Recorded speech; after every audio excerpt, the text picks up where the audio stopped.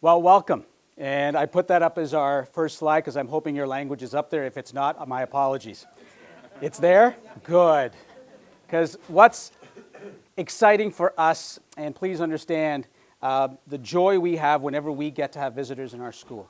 We are entering our third year together. Third year in terms of also knowing we're a growing community, and you can see the construction happening right in front of our school. When we opened the school, we had 750 students arrive on the Tuesday after Labor Day weekend, where we had a long weekend, and my teachers only had access to their classroom during that long weekend. So they had 3 days to get their classrooms ready. And 750 kids arrived, and we were ready for them. And what was exciting in that is that as we enter year 2, our numbers keep going up.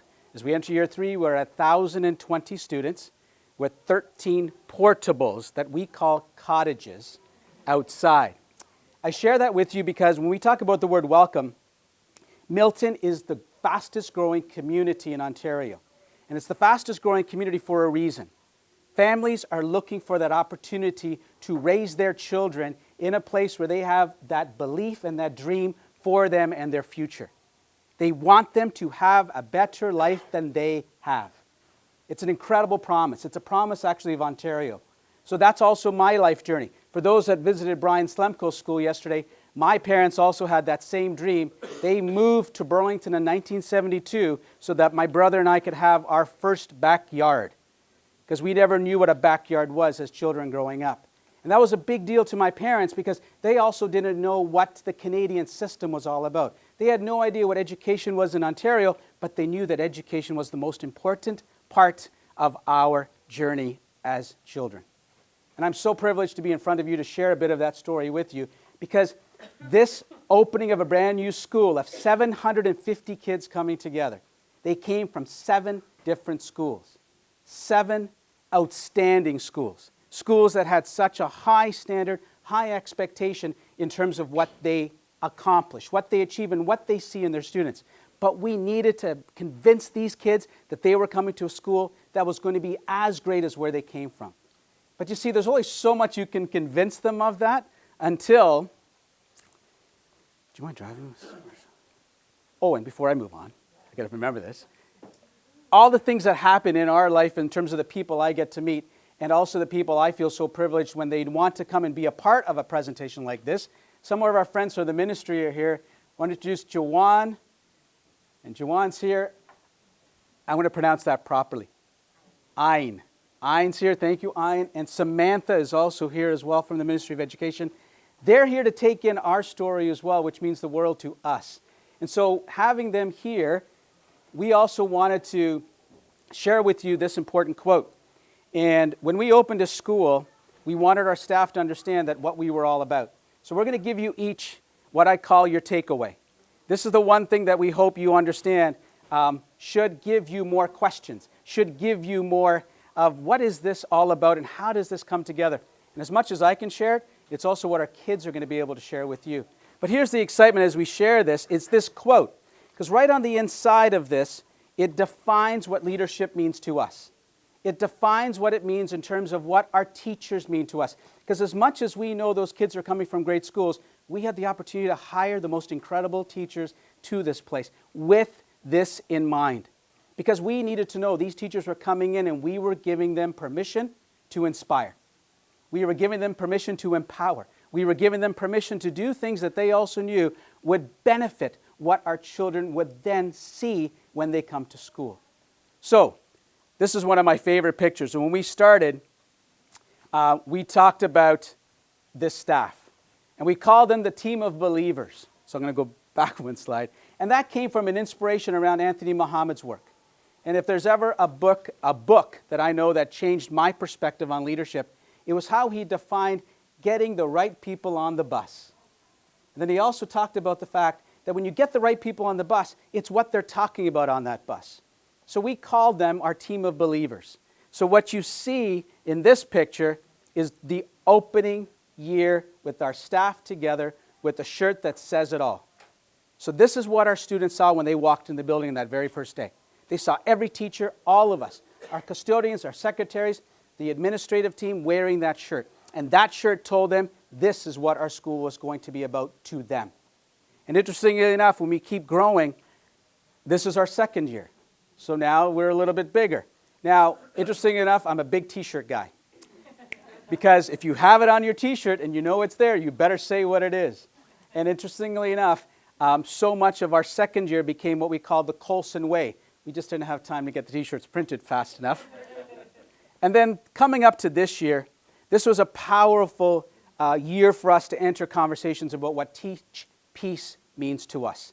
In a community where right now there were so many conversations that we wanted to make sure our students realized how much they matter to us in their diversity, how much their background mattered to us, how much we were a community together in terms of those conversations. Ladies and gentlemen, I only share this with you because what you're going to see today is not as much as what myself and Mary and my Vice Principal Dave Valentine, who right now is also helping me in the office area as we're also under another world of sanctions still and helping my office staff. We're supportive of each other, but it's our teachers that we know that are really committed to what our students are doing. Committed in a way that you also get to hear that this morning.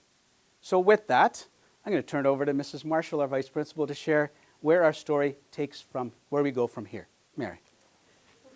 So going back to our values and the organization that we work with, Right to Play, has a very simple tagline: look after yourself, look after one another. These three statements have really been what's anchored all of the conversation and work that we've done this year together over the past 3 years. In our first year, we were really focused on getting to know our community and who are the children and families coming to us from these 7 wonderful schools. We had the good fortune to work with a team from the Ontario Institute for Studies and Education, OISE, who were funded by the Equity Branch in a collaborative inquiry project. We were one of 2 schools in Ontario to work through this process as our staff investigated who they were as educators and thought about their pedagogical practices with respect to culturally responsive and relevant pedagogy. That journey really forced us to question who we were and who our children were and what their needs were in our school, and how then we can make this a place where all children will be successful. So that year was very intensive for us, and it really brought us together when we think about our mission statement of equity and excellence for all. Who are the children, and how are we going to provide an experience of excellence for each and every one of them? So you spoke with Mary Jane and the team yesterday around the equity lenses, and that's what grounded our work that year. We were also fortunate at the same time the ministry launched one of their capacity building series that focused directly on culturally responsive pedagogy. We've got copies of this. You may have seen it yesterday as well. But it really speaks to who we are and 6 characteristics that our teachers take on and all of our staff, because it wasn't just our classroom teachers involved in this collaborative inquiry. Our office team were involved in this. Our EAs were involved. So our entire staff were released over the course once a month with this team to investigate and build our understanding. That continues to be a big journey with who we are as we get to know our team. Meryl mentioned that vision statement of believe and who we are to one another.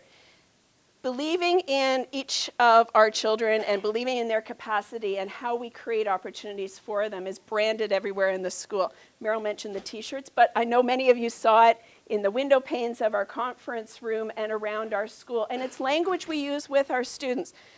Emily actually happens to have her t-shirt on, and at the end of our first year, we provided t-shirts for all of our students because we wanted them to really truly feel that this was not just something we said, it was something we truly acted on. And I think they would tell you that the team of believers here really do go a long way to make sure that every child is successful. The mosaic here you'll get a chance to see, and I'll let the children tell you about the story of our Believe mosaic that reflects each and every one of our students in that first year. And finally, our values. I mentioned the organization Right to Play, and their tagline is, look after yourself, look after one another. It frames our conversations with all of our students around learning skills. How are you looking after yourself as a student? Are you prepared? Are you looking after one another? Are you taking care of one another outside? Are you making choices to involve others? So those 2 simple lines really do help us frame the conversations that we have with our students. It also helps us put our experience into a broader world experience for our children. Thinking about the good fortune we have had here in our school, how can we reach out and make a difference for others and take action with others? So knowing that we've got our mission, vision, values very clearly defined, it really speaks to what we do, how we do it, and the way in which it carries out here in the school. And so with that, I'm going to get out of the way because it really is the educators and the children in the school that are going to be able to share our story and bring it to life. This is simply the framework. Their voices are the important ones here in our building. So let's talk about student engagement. I am so thrilled to be here to talk to you about this and to introduce you to some of the initiatives that our students have engaged in. At the beginning of opening this school, we became believers, and part of that belief was in our students. We needed to believe in the power of our students, and we needed to find the opportunity to get them engaged. One of the things at Irma Coulson that's really important to us is for children to become engaged, they have to be engaged. And that started year one at the classroom level. Every student in our school, not only did they get the Believe t-shirt, but they had an intricate role in defining what our goals meant to them. What does our mission, vision, and values mean to them? It's one thing to say as a teacher, this is what we believe in, but it's so powerful then to say, what does it look like to you? What does this feel like to you? How are you going to implement this? And it was unbelievable, the wave that happened. We were seeing posters, we were seeing banners, we were seeing language, hearing language. In the library, we have books that have a social justice theme to it. The discussions that we had our first year were really powerful in terms of, this is what's happening in this story. What does it mean? How does it relate back to our values? How does it relate to our goals? What does it look like to be a student first? What is it looking like in this story? And then taking that back to the classroom. Because we have that really strong foundational piece in our classrooms, we are able to bring that into our leadership groups. Our leadership groups are student-led. We provide them with the structure. We sometimes provide them with the what. This is what we're going to do. But they give us the how and they give us the why. And that is a reflection of what's happening in the classroom. The powerful work that's happening in our classroom informs what we're doing in our leadership groups. We have 3 pillars for our student leadership. They are all interconnected and they're interwoven. One of the things that we are always referring back to is this. We always look at the student engagement piece and we look at the 3 areas.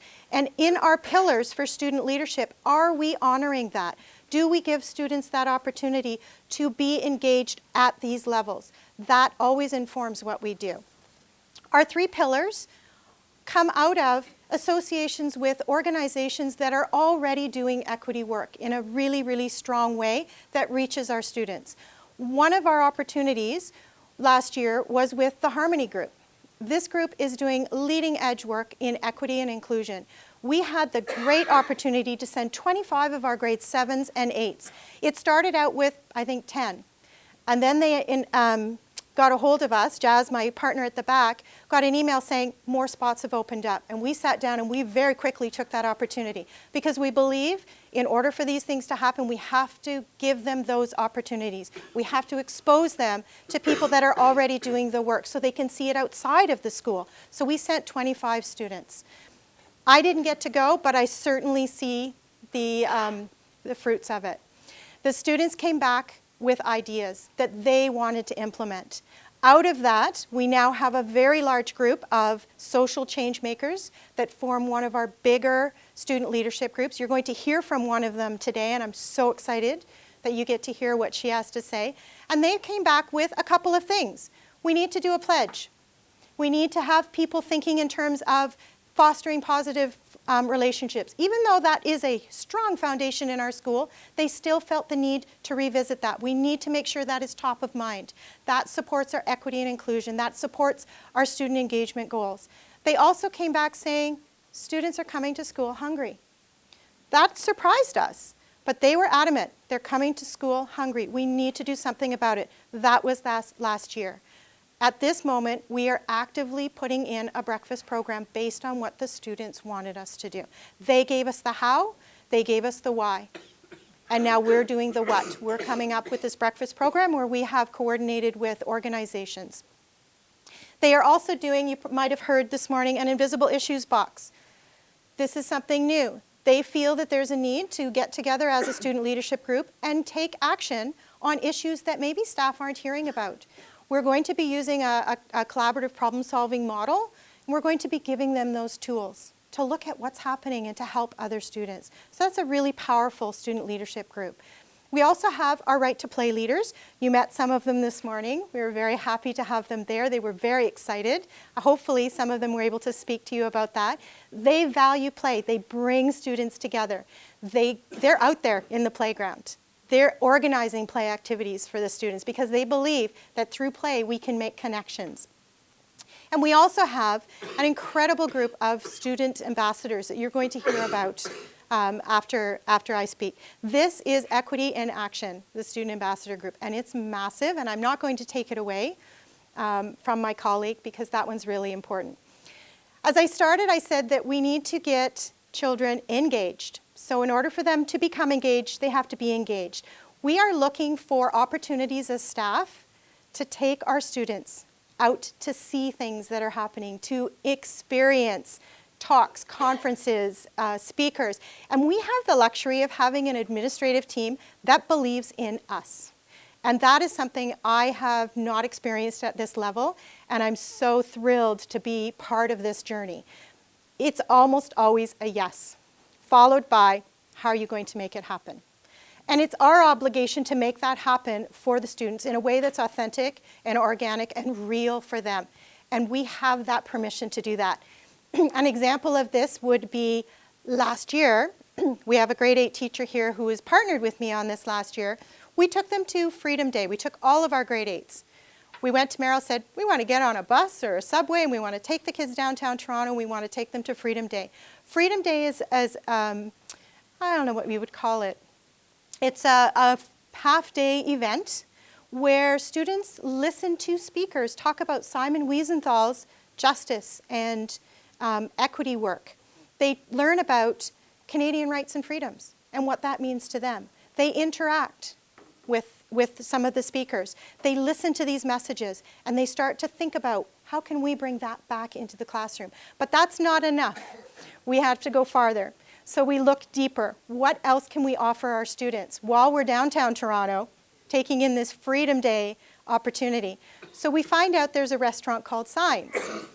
And this restaurant hires predominantly hard of hearing or deaf wait staff. What an amazing opportunity to put these children into a situation where they're experiencing something from a very different lens.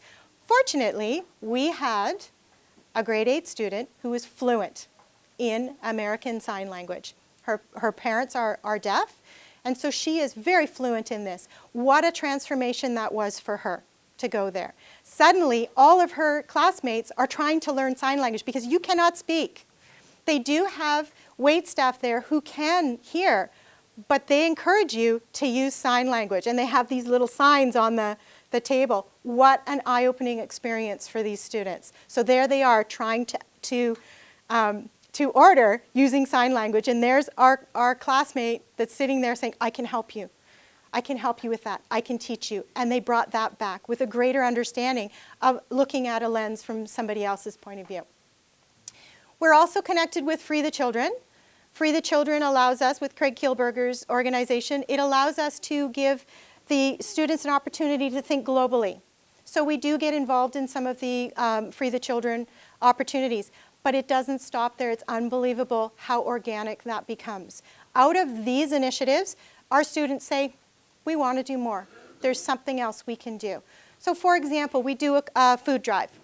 So we do that. It's really successful. Students understand why. We're helping locally. Then some of them sit back and they say, well, wait a minute. We can do more. What can we do? Winter's coming. So out of that, students come to me and they say, Mrs. Chochis, we want to do a winter warming drive. We want to get clothing in here to help our community. We want to help our newcomer families who maybe come from a country that isn't as cold as Canada, and they're not prepared. And we have coats sitting there that we've outgrown. Can we do this? Let's go talk to Mr. Matthews. What do you think the answer was? Yes, make it happen. So I put it back to the students and I said, make it happen. How are we going to do this? Why are we doing this? How are we going to communicate it out? There started our winter warming campaign, and we invite our newcomer families from our community to come in, and they shop for free. And they can take bags of stuff. They take bags of stuff for their neighbors.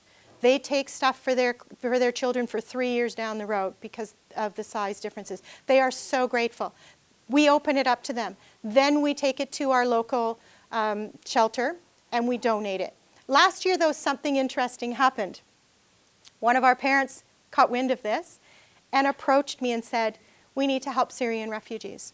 And I'm connected to an organization last year. Can we take your extra clothing for them? I said, let me ask the students. So I brought the students together. I said, I've been approached. What do you think? What do you think the answer was? Yes. They were so thrilled. There was that global connection. And that came organically from the students. This is the kind of thing that happens. They come up with ideas. Oh, we want to have a blanket drive for dogs in the shelter. Can we do that, Mrs. Choches? Let me check with Mr. Matthews. What do you think the answer is? Yes. And you'll see there, perfect timing. There they are. They came up with that on their own. And the beauty of this school and the empowerment that as an educator I have that I can then give to these students is I don't need to micromanage them. Once you give them that what, here's what you can do, they come up with the how, and they do it. If you believe in them and you trust them, they will do it. They run our assemblies. We started that in our first year. I gave them a script. They came back to me. You know, we talk about student voice, Mrs. Choches. Can we actually have our voice? Yes, of course. Of course you can.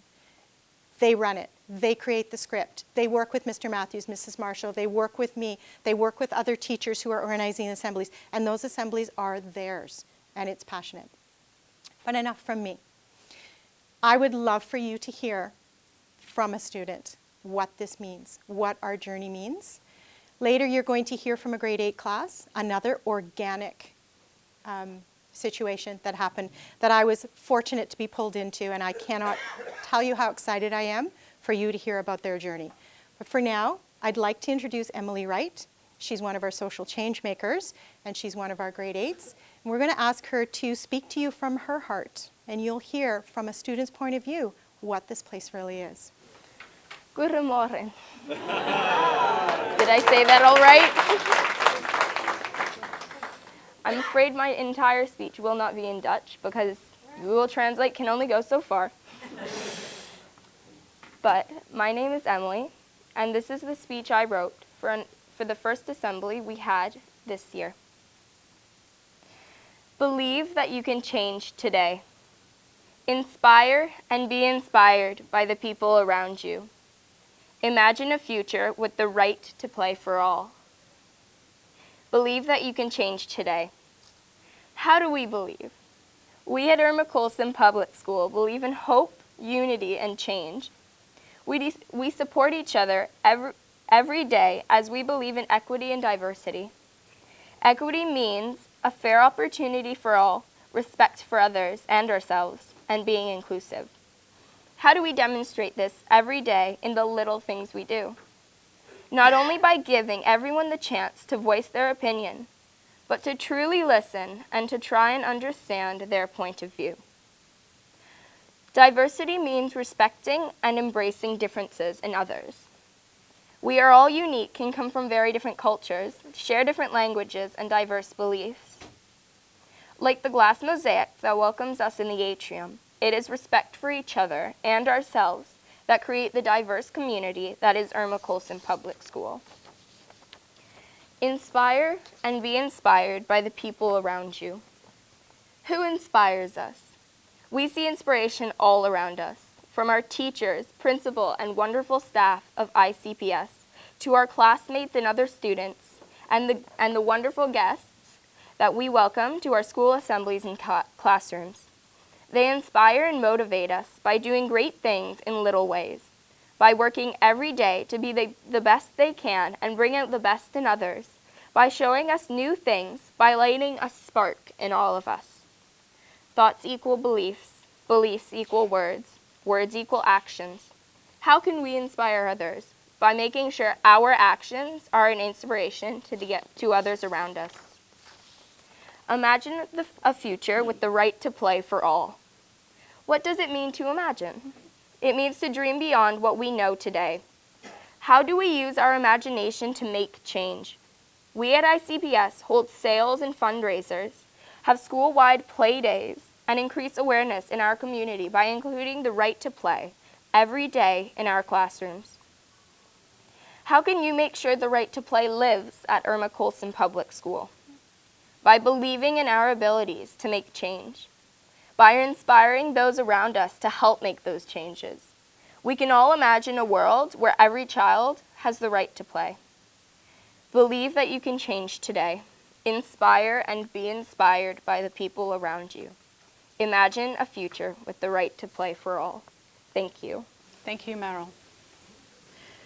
So I have the pleasure of speaking with you very briefly this morning about moral purpose and student engagement in action with our Student Ambassador Leadership Program. I was assigned as one of the 2 ESL teachers, English as a second language, at Irma Coulson Public School in 2013. I was given an opportunity to make a positive difference in the lives of our students.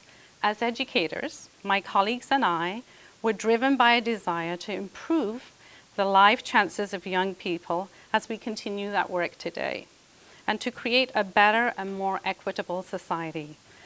Fullen describes this as moral purpose in his book, The 6 Secrets of Change. I believe in the power of personal stories, and that we all have personal stories, and it's our personal stories that shape our moral purpose. Thinking about my own childhood, I felt embarrassed when I was a child of my culture, my language, and I felt marginalized in my school environment. And how often had I heard the same story from other ESL teachers, verifying so many years later, even to this day, that not much has changed, and that students are still reluctant to say aloud in their school environment that they speak other language other than English, or they belong to a different culture. It was out of this experience that the Student Ambassador team, leadership team, came to be at Irma Coulson Public School. Initially, my colleague and I, our plan was to take 10 to 12 students to be a part of this Student Ambassador team. The very first year when we put out that we were going to start a Student Ambassador team, we had 40 students apply to be a part of this leadership role. We looked at each other and we were thinking, we're faced with a dilemma. What do we do? We were scratching our heads, trying to come up with a selection criteria on how we were going to narrow it down to 12 students. I remember sitting in Meryl's office with my colleague, explaining our dilemma and what our selection criteria was, and we had our list of 12 students based on their selection criteria. And he listened attentively, as he always does, and he said, take them all. Take every single one of them. We looked at each other, we were like, what are we to do? What is this going to look like? 40 student ambassadors. Neither one of us had ever run a student ambassador team, but we knew from experience from seeing students in our previous schools in leadership positions where the agenda was driven by the educators, the students started off with this sense of excitement, but then it fizzled.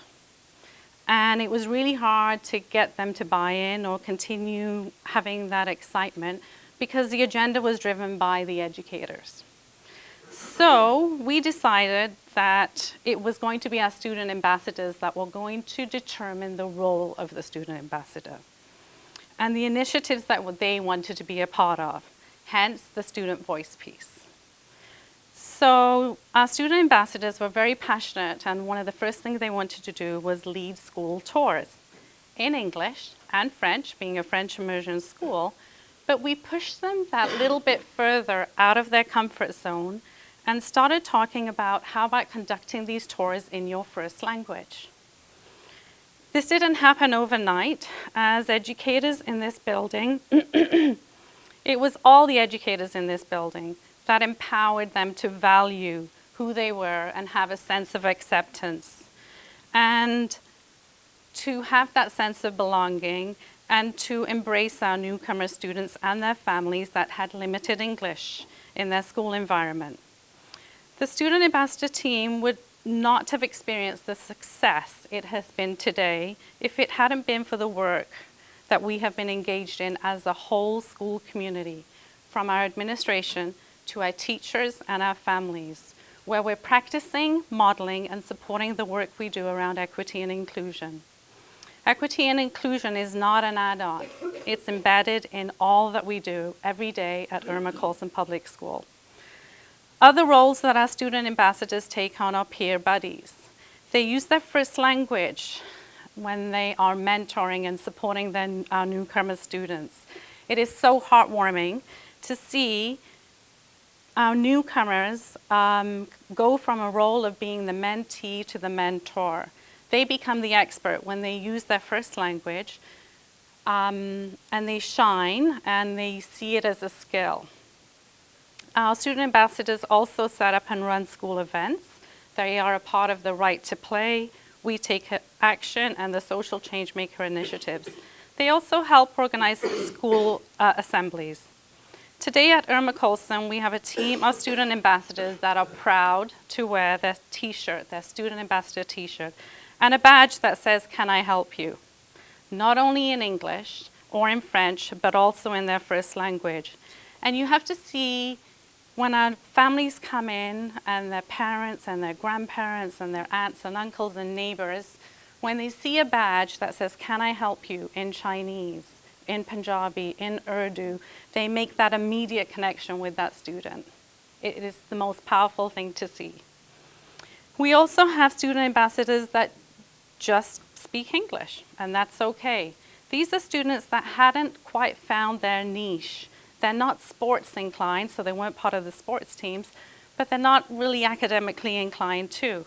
But they wanted to also discover their student voice and have that sense of empowerment. And they discovered it by being a part of this student leadership group, and where they can say, "It's okay to be me." Their reluctance became their pride and joy.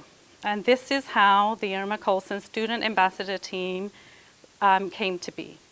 As educators, it's been very rewarding to be a part of this journey with our students. The student leadership team has shown us that as educators, we can facilitate our students' path to self-discovery, self-acceptance, and self-confidence, from sometimes being deprived to being engaged and having a sense of empowerment. Our students experience feelings of self-worth as well as embracing who they are. As educators, when we provide a safe and an inclusive learning environment, our students can be the best they can be, and they reach their full potential while owning their whole identity. At this time, you are going to have an opportunity to meet 12 of our 79 student ambassadors. They are proud and they're excited to take you on a student-led tour. They're going to highlight their school environment and the journey they have been on. And it will become very clear and evident as to what equity and inclusion means to them. They will be more than happy to answer any questions they may have. And at this time, I'm going to ask our student ambassadors, 12 of them, to introduce themselves. Hello, Dutch visitors, administrators, and representatives from the Halton District School Board. I'm a representative from Class 8-1 to begin the discussion about our journey. The rest of my class will be discussing what happened and what it meant to them. From the beginning of the school year, we started to talk about important topics going on in the world. The very first topic that we discussed was an incident with a boy named Alan Kurdi. He was a Syrian refugee who was fleeing his home country to try and find a safe place to live. Unfortunately, the boat he was traveling on capsized, and he was found dead on a beach in Turkey. He was just a 3-year-old, and he was already having to flee for his life. He was one of many other refugees trying to escape. We started talking about the crisis, and then watched a video about trying to understand this tragedy. We learned many things about the Syrian refugee crisis that we hadn't known before, and it really inspired us. We then started reading the book of Beetles and Angels by Maui Asgadam. There are many themes that stuck with us in the book, and we are thoroughly inspired. It was an amazing book and taught us many life lessons, such as never forget where you came from. In October, we started to learn about the migratory patterns and trends of refugees. While we were discussing this, our teacher, Miss Khan, received a text from her friend. Her friend said that they were doing a clothing drive for the Syrian refugees, and we were instantly on board. We made posters, electronic presentations, and even a giant banner for our atrium. We went from class to class, telling everyone in the school why they needed to help us out.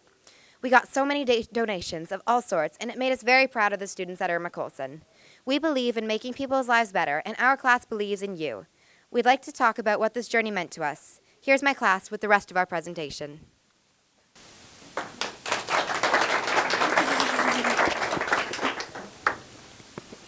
Miss Cotton overheard many people in our class discussing the incident about Alan Kurdi. Since she knew we were interested in this topic, we decided to do an article assignment analysis on this incident.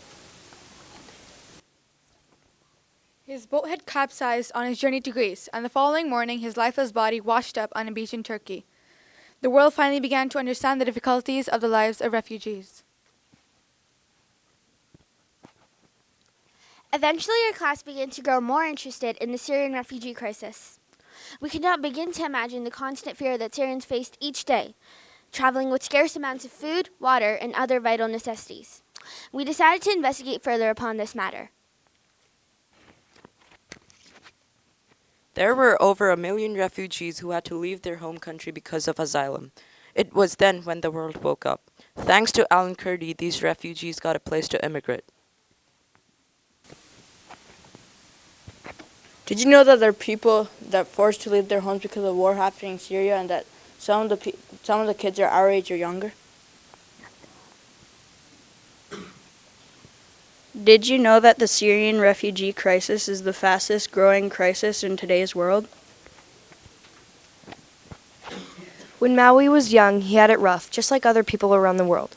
We learn more about Maui's life and others from this book. In the book, Maui is a refugee. We saw the story through the eyes of a child refugee. Being a refugee is very difficult because you only have the clothes on your back and you are always on the go, so you don't really have a home.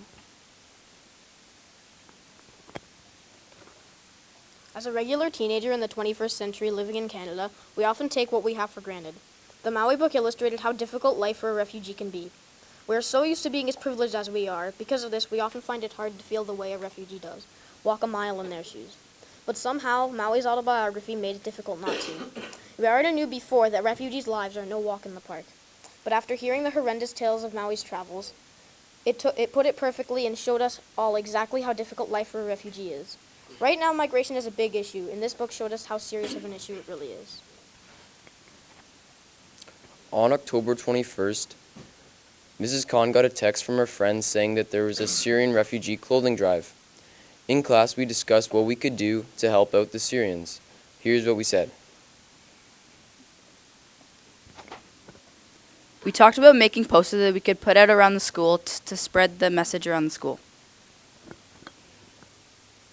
As a class, we decided that a good way for the rest of the school to know about the clothing drive for the Syrians is to make a banner and hang it off of the bridge so kids will see it when they walk through the atrium.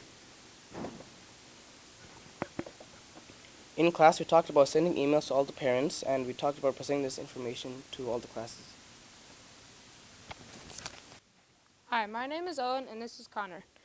Today, Connor and I are going to talk about how we set a presentation that helped explain the Syrian refugee crisis. When Connor and I heard we were able to help Syrian refugees that needed warm, gently used clothing, Connor and I had an idea to go to our principal, Mr. Matthews, and set up a presentation that would explain the crisis Syrians were going through. When we told Mr. Matthews, he was all for it and completely agreed. There was only one problem. We needed an HDMI splitter that would show the presentation on the TVs. Luckily, Mr. Matthews was generous enough to pay for the HDMI splitter. After this, we formulated a plan to hook up the presentation. We went to switch the HDMI cables and attach the presentation and the splitter to the TVs. So all three of us went to the tech room and to hook up the splitter. After that, we were able to finish setting up the presentation. We would like to thank Mr. Matthews for being very supportive of our idea and helping us wholehearted. Mrs. Khan asked us if we wanted to do the clothes drive at a classroom or a school level, and we said school. She said it was going to be difficult since we only had one day before the weekend to organize everything, make posters and banners. Our class was able to make many posters that went around the school for everyone to see and donate clothes. We ended up getting many donations for the Syrian refugees.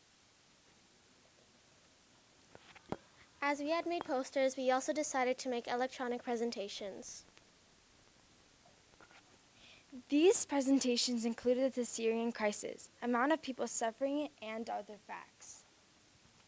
We only had one day to set up all the presentations and 2 periods to present to every class in the whole school. We presented in pairs and looked for classes to present to. Our whole class presented to other classrooms around the school and talked about why should we donate clothing. The outcome in 3 days was unexpected. Many people came out and showed support by donating clothes.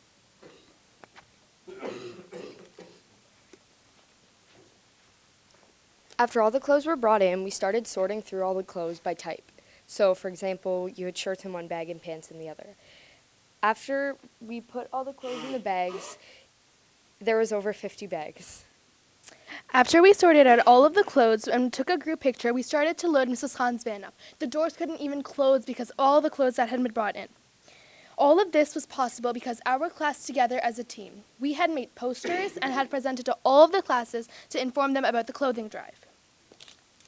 We all know that our hard work was worth it because we helped the Syrian refugees travel more safer to their new lives. We as students felt very empowered as we knew how much impact it made on the Syrian refugees' lives. We learned many life lessons, not just from the drive or Maui's book, but from each other as well. We discovered teamwork, cooperation, and respect for our peers. We learned how to believe in not just ourselves, but each other. We learned how to look after yourself and look after one another. Danke schön. Danke schön.